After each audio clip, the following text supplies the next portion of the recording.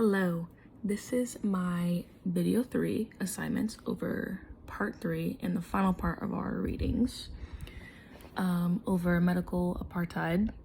Finally learned how to say it. Medical apartheid and the immoral life of Henrietta Lacks.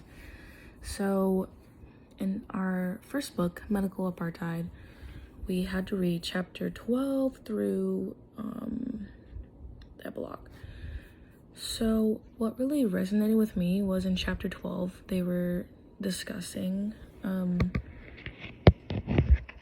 the discovery of the sickle cell diseases and how it was a strictly African American disease and that it was more prominent in African Americans as well, which I thought was interesting because I didn't know it was just tied to, I didn't know it was most prominent in African American individuals.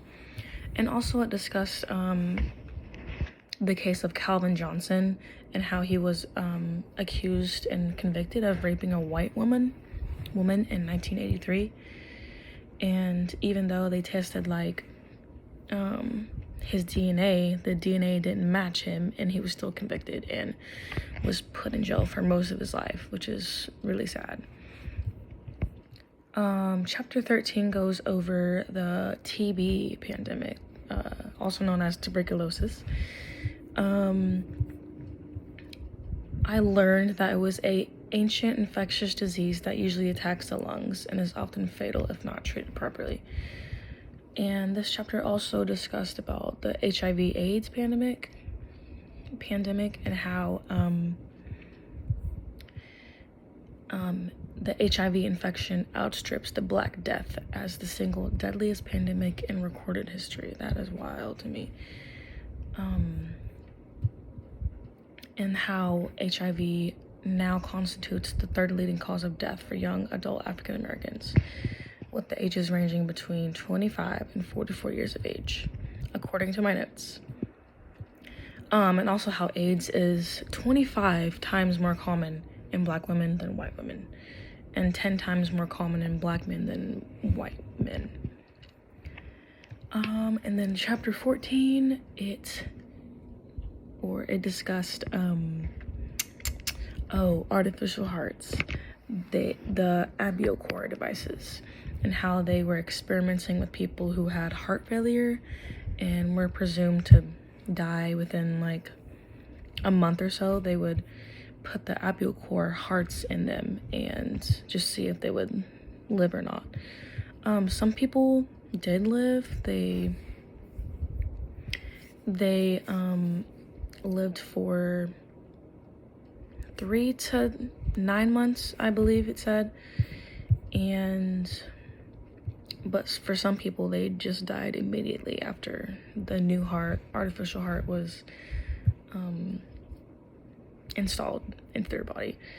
And also, the last thing was the epilogue, and it just talked about the African American experiments going on today.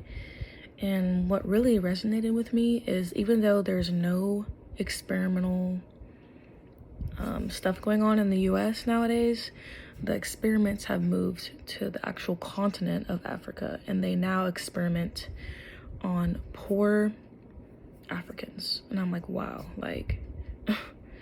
that just stuck with me because wow, why don't they just stop, period? Don't go to Africa, just stop. And then the immortal life of Henrietta Lacks, it basically discussed in the last part about how Henrietta's family never found out that her cells were being used and sold after 25 years after her death. They didn't find out until she was dead for 25 years. And then towards the end of the book, it talked about Deborah's medical issues that resulted from her discovering details of her mother and sister's medical treatments, which that stuck with me because that's really sad. Imagine not knowing your mom, and then it was just really sad. But yeah, there's my video 3. Thank you.